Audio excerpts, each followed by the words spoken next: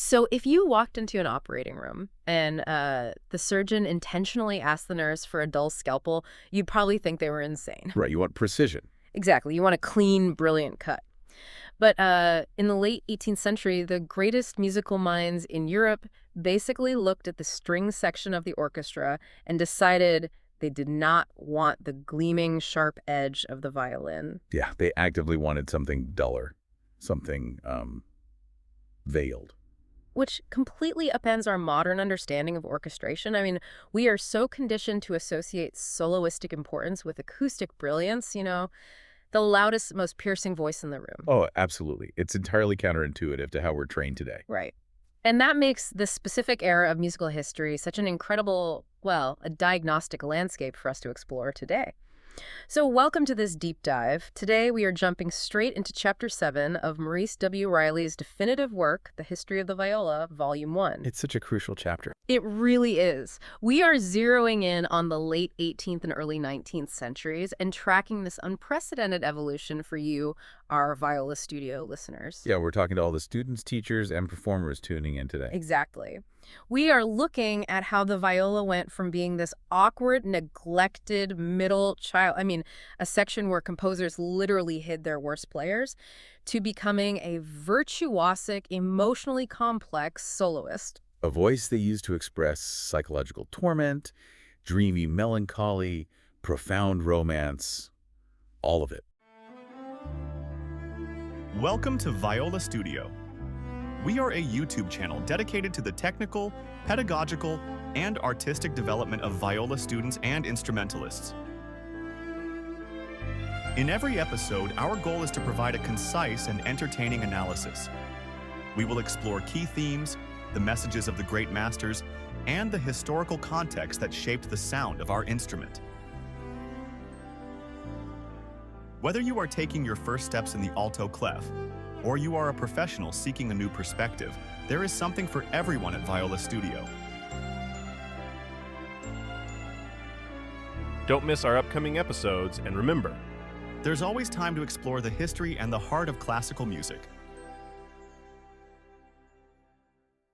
So to truly map that evolution, we really have to establish the baseline first. Yeah, right? we have to look at the architectural foundation of the early Baroque string section.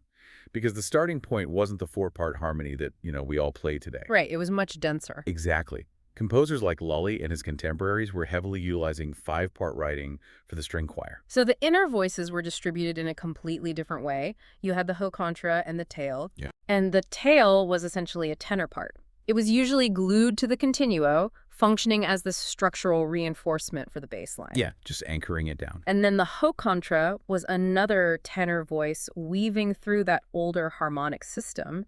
And sitting above them was the quinti, the high viola part, acting as the alto tenor voice. And the physical reality of playing those parts, that is what makes this era so fascinating from a luthier's perspective. Because the instruments were just massive. Gargantuan.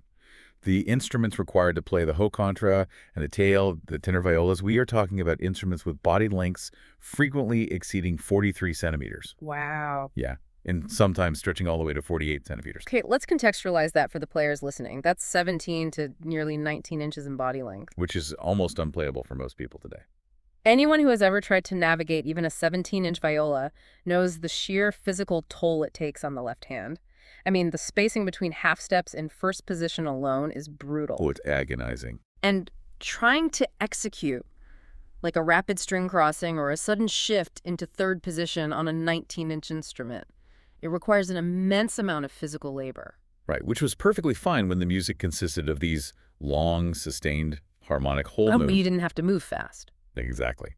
But as the late 17th and early 18th centuries progressed, the compositional demands shifted. Music became more intricate. Right. It became more agile. That dense five-part harmonic writing was systematically abandoned. They favored the leaner, more nimble four-part string writing that Haydn and Mozart would eventually codify. And that architectural shift rendered the haut contra and tail parts completely obsolete. Yep, they just vanished. So the quinti, that higher, more agile alto tenor voice, Was basically the sole survivor in the opera orchestra's inner voices. He was the only one left standing. I always think of it like trying to navigate a narrow, winding mountain road in a heavy six-horse carriage. Like when the road was wide and straight, the heavy carriage was fine. But the moment the musical terrain demanded tight turns and rapid acceleration, you had to abandon the carriage and get on a nimble horse. That is a perfect analogy. Yeah. The players universally abandoned those massive tenor violas. They shifted to the smaller alto violas, which generally measured between 38 and 40 centimeters. So roughly 15 to 15.75 inches. Exactly, which provided the ergonomic agility the new music demanded.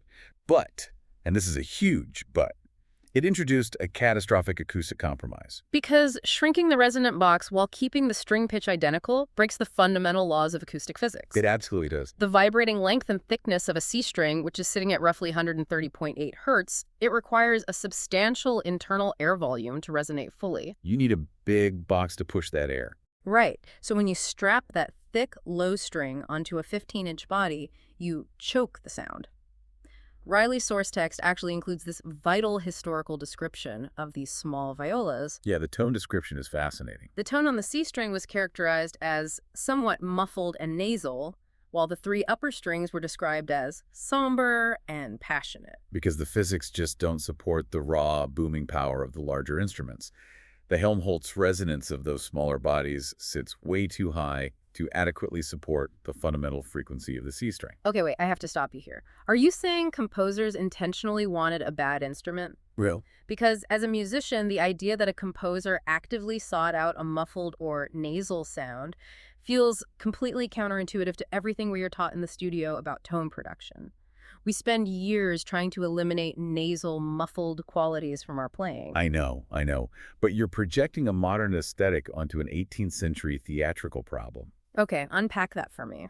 Dramatic opera composers didn't view that veiled, complex sound as a flaw. They viewed it as a highly specific color palette. Oh, interesting. Think about it. If you were trying to score a scene involving deception or exhaustion or the supernatural, the bright, penetrating brilliance of a violin's E string completely destroys the illusion. Right, or even the warm, muscular projection of a cello's A string. It's too robust. Exactly. They wanted shadows. They wanted a voice that sounded human, flawed, and deeply vulnerable. Okay, so the early Venetian opera school and the Hamburg composers had certainly scratched the surface of using that veiled tone for specific mood effects. They had, yeah. But it wasn't until Christoph Willibald Gluck arrived on the scene that the instrument's dramatic potential was truly weaponized. Gluck is the absolute pivot point for the viola's history. Without a doubt. Born in 1714, he experienced what Riley describes as an indifferent success in London before he finally moved to Paris. Yeah. And when he got there, he completely dismantled the time-worn traditions of Italian opera. He just tore it all down. He really did. He stripped away the formulaic arias and all the superficial vocal pyrotechnics. He demanded that the orchestration serve the psychological truth of the text. And he fundamentally changed the technical demands placed on the viola section to achieve that. For our viola studio listeners, this is literally where your daily technique exercises originated. Oh, absolutely. Gluck was the pioneer who aggressively introduced double stopping and divisi playing into the viola parts to structurally thicken the harmony. And by demanding divisi, he essentially widened the entire footprint of the middle register. The violas were no longer just, doubling the bass line or filling in a triad with a single anemic note. They were doing real work now. Yes.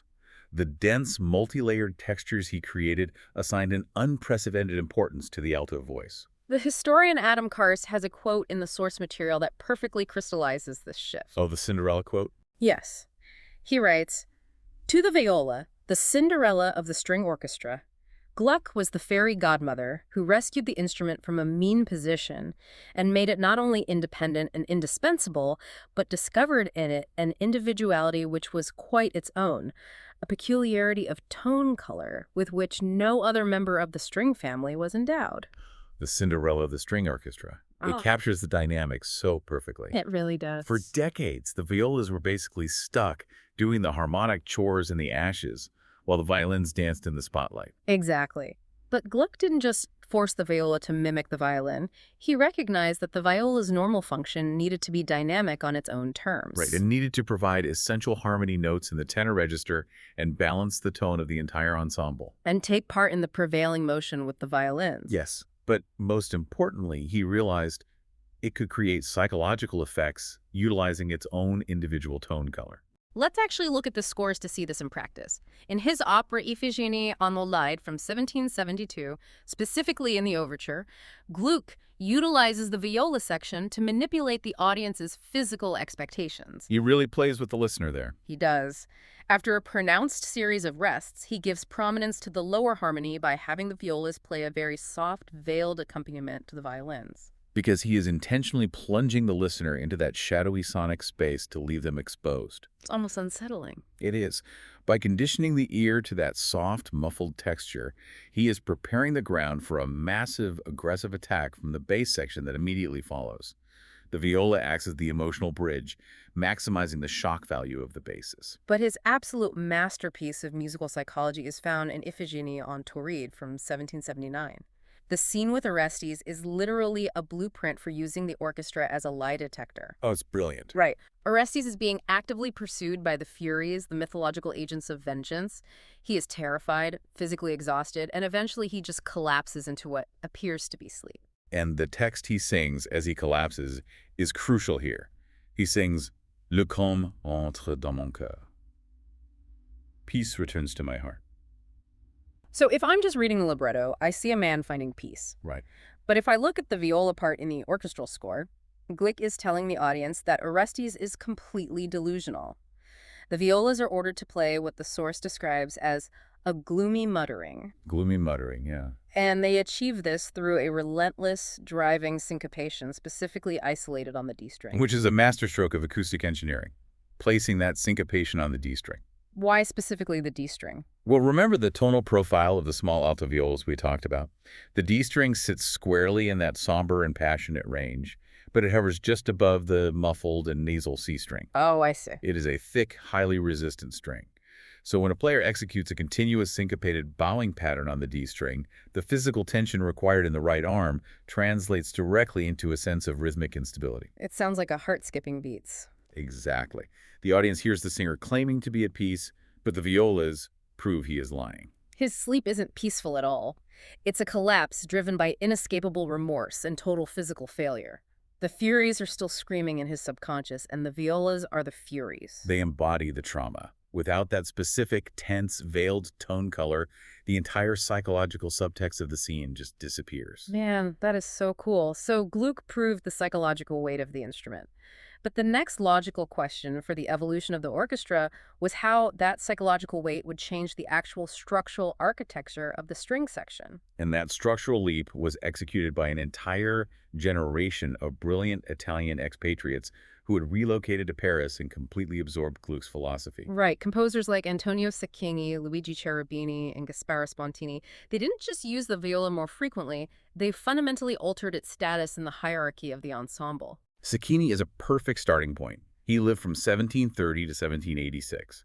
In his 1786 masterpiece, Oedipe a Cologne, he utilizes the violas in Act 1, Scene 3 to drive the rhythmic energy of the merrymaking. But then in Act 2, Scene 1, the landscape shifts entirely. Oh, completely. We are in the desert near the Temple of Eumenides, and the character Antigone sings the aria Tout m'abandonno et de suivre vos pas. And for an astonishing 10 bars during that aria, Sacchini places the violas on completely equal terms with all the other strings. Which was basically unheard of, right? Totally unheard of. They aren't buried in the texture. They aren't serving as harmonic scaffolding. They are full, equal partners in the melodic and harmonic fabric. And after those 10 bars, they drop back to reinforce the cellos and basses notated as col B or col basso. But just think about those 10 bars. That brief taste of equality must have been absolutely intoxicating for the players in the pit. I'm sure it was. And Luigi Cherubini took that newfound equality and formalized it structurally. Also, Well, Cherubini was born in 1760, and his 1800 opera, Les Deux Journées, features orchestrations explicitly written with two distinct permanent viola parts. so he didn't just write a temporary divisi. No, he split the section into a first and second viola, completely mirroring the violins. Wow. And that structural split allowed him to do things like the Marche con moto in Act 3. He heralds an incredibly pompous, arrogant theme by having the violas and the cellos play it in strict unison. Think about the overtone series generated by that specific combination. It's wild. It really is. The cellos provide the massive resonant grounding in the fundamental frequencies, but the violas, playing in unison an octave higher, add that slightly nasal, reedy cutting edge. It forces the theme to punch through the orchestral texture with a very specific, aggressive color that cellos alone just couldn't achieve. Exactly. And then Gasparo Spontini takes that specific color and pushes it into the realm of the ethereal. In his 1807 opera La Vestale, the viola writing is nothing short of exquisite. In Act 1, Scene 2, the Hymne du Matin, Spontini hands the altos, which is the French term for the violas, a four-measure introduction entirely by themselves to set the meditative mood. And he pairs them in a two-part harmony alongside divided bassoons, adding the specific performance instruction. Très doux. Very sweet, very soft. Yes. The acoustic blend of divided violas and divided bassoons playing at a pianissimo dynamic creates this remarkably woody, ancient sonority. It instantly transports the audience into the reverence of a temple at dawn. And he escalates the demands even further in Act 2, Scene 1, the Hymne du Soir. He actually mutes the entire strings section. Which creates a completely different atmosphere. Right. The second violins carry the thematic material, supported by the French horns and bassoons, but the violas are handed a crucial, highly exposed obligato melody, floating over the entire muted texture. Imagine being a violist in Paris in 1807.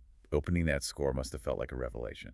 I mean, for centuries, your entire professional existence was defined by anonymity. You were the mortar between the bricks. Exactly. And suddenly, these Italian masters are demanding mutes, writing très doux, giving you unaccompanied introductions, and trusting you with exposed obligato lines.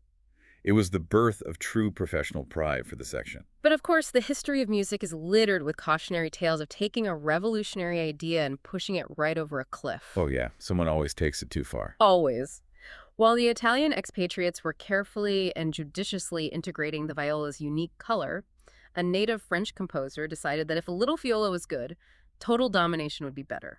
Enter Etienne Nicolas Méhul, a brilliant composer who basically allowed a specific thematic request to blind him to the realities of acoustic fatigue. The opera was Uthal, premiering in 1806, and the thematic request came directly from Napoleon himself. Which, is a request you don't really ignore. No, you definitely don't. Napoleon, like the rest of Europe at the time, was entirely consumed by the craze of Ossianic poetry. These were the purported ancient Celtic poems, full of mist-shrouded moors, tragic heroes, and just heavy, oppressive melancholy. Napoleon wanted an opera that sounded the way those poems felt. So Méhul sought to capture that dreamy, oceanic melancholy through a radical orchestration experiment. Very radical. To plunge the audience into a world devoid of sunlight, he completely eliminated the violin section from the score.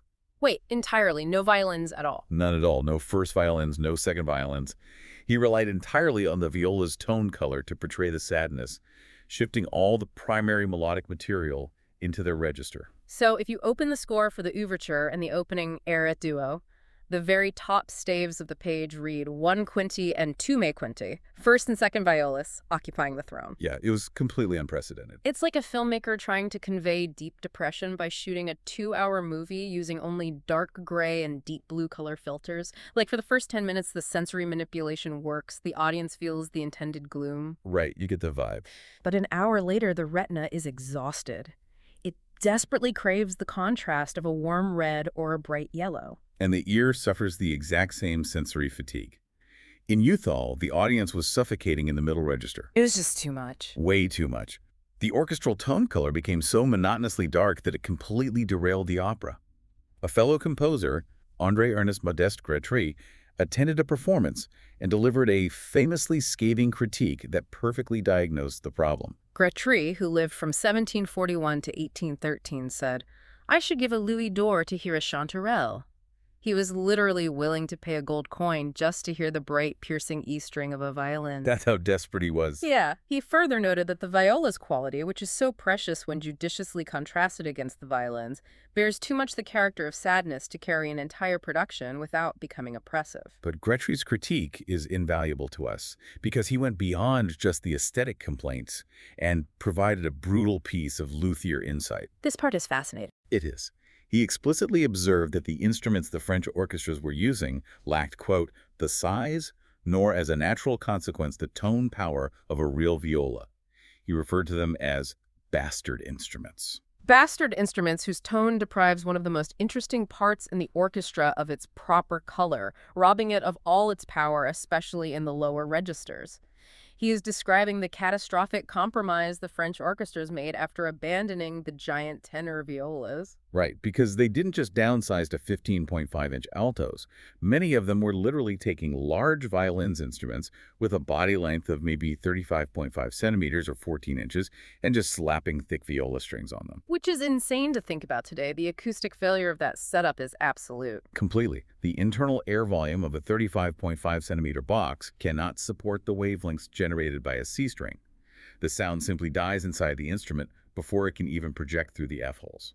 So when Mayhol demanded that these compromised instruments carry the entire melodic and harmonic weight of a full-scale opera, they collapsed under the pressure. They never stood a chance. The result was fatal monotony.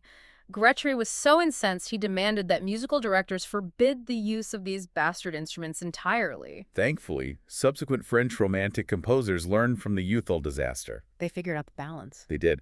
They understood that the viola was a specialty tool best deployed for targeted moments of mystery, rather than a blunt instrument for total domination. And we see this judicious application in François-Adrien Boildeau's 1818 opera Le Petit Chaperon Rouge.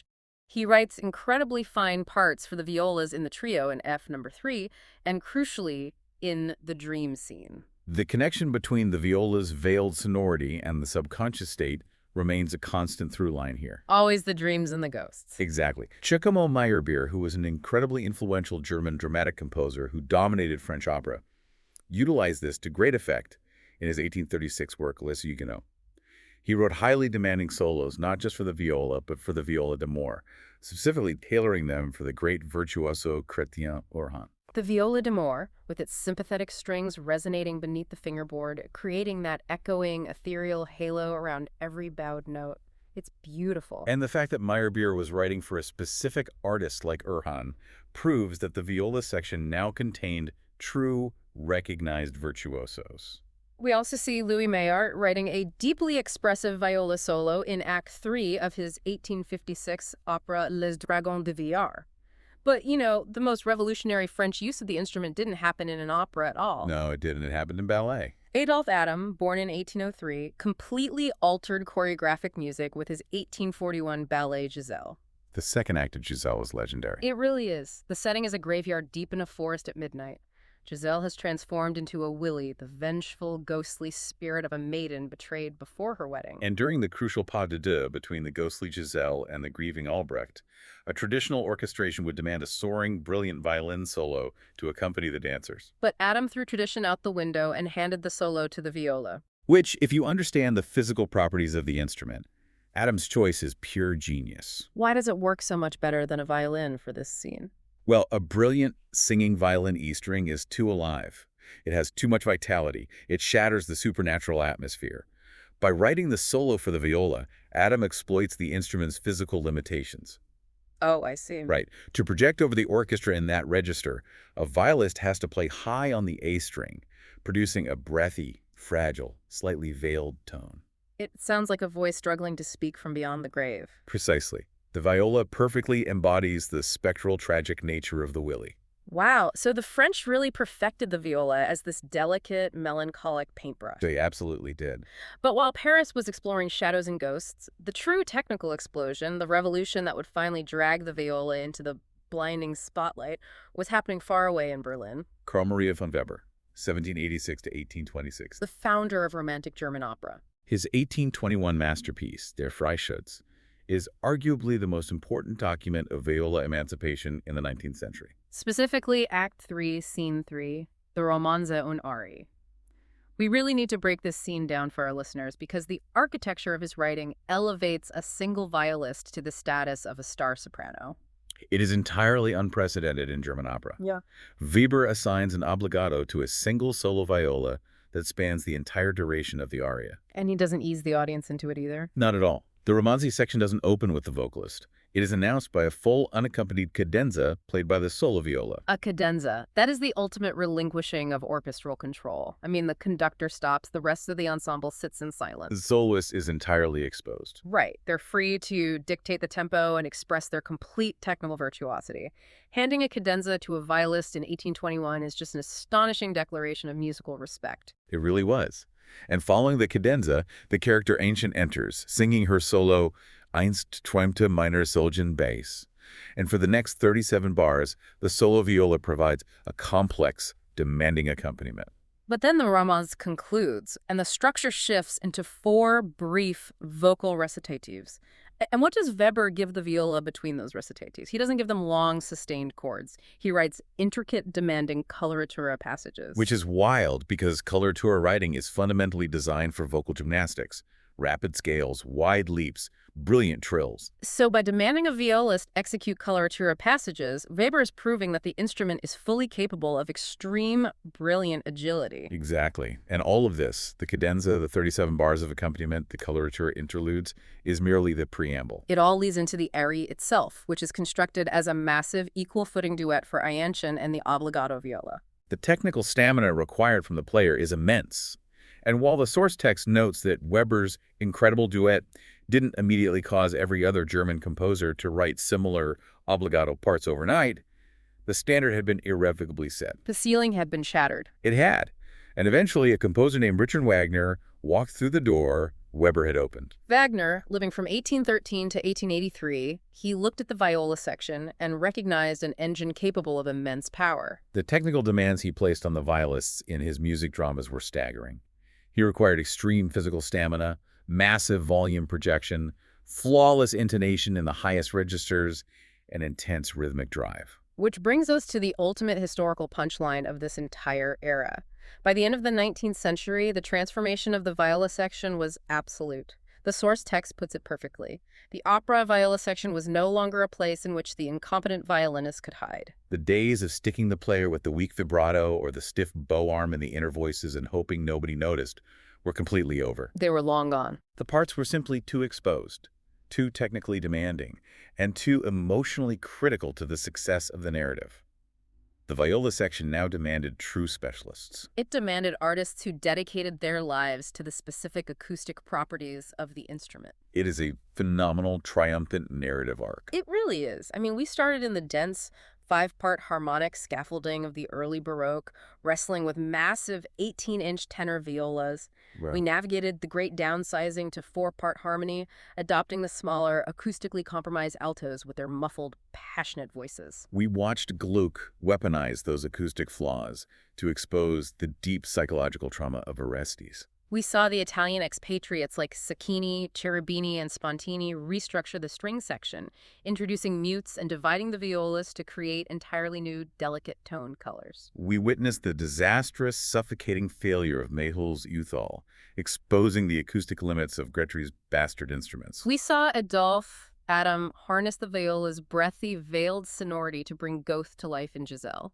And finally, we arrived in Berlin, where Weber handed the viola a cadenza and a coloratura duet, proving the instrument was ready for the spotlight and paving the way for Wagner's unrelenting demands. It is the ultimate vindication of the instrument. But, observing this history through a modern lens leaves us with a fascinating contradiction. It really does. And I want to leave our Viola Studio listeners, the performers sweating in the practice rooms, the teachers passing down the tradition, and especially the luthiers striving to build the instruments of tomorrow, with a final provocative thought to chew on. What's that? Well, if you look at the modern landscape of instrument making and performance pedagogy, luthiers and players spend a massive amount of time, energy, and money trying to build and perfect violas that are incredibly loud, incredibly bright, and massively resonant. We are constantly chasing an acoustic ideal where the viola sounds as penetrating, as clean, and as powerful as a cello or a violin. We want the biggest, most flawless sound possible. We do, yeah. But consider everything we just uncovered today. Consider that Gluck, Mehul, Spontini, Adam, and Weber, arguably some of the greatest orchestrators and musical dramatists in human history, they specifically fell in love with the viola because of its inherent flaws. Right, the flaws were the feature. Exactly. They loved the muffled, nasal, and uniquely veiled qualities that we spend years trying to practice away. They utilized its lack of penetrating brightness to evoke ghosts, physical exhaustion, deep remorse, and profound romantic melancholy. It's so true. So here's the question for you to explore the next time you open your case. In our modern, relentless quest for acoustic perfection, maximum volume, and crystalline brilliance, well, I should say, are we actually at risk of erasing the very soul, the very shadows that made the viola the true Cinderella of the orchestra in the first place? That's a huge question. Right. In our rush to make the viola sound like a violin, are we tuning out the ghosts? Think about that the next time you pick up your instrument. Thank you for joining us, and we hope this summary and analysis have been of great help to you. Please remember that this is only a summary and can never replace the book itself. Therefore, we invite you to truly immerse yourself in the work by reading the original text. If this content was useful to you, please consider subscribing to the channel and hitting the notification bell. Remember, you can share this video with your friends to help our community continue to grow. Warmest regards, and remember, there is always time to learn and explore the world of classical music.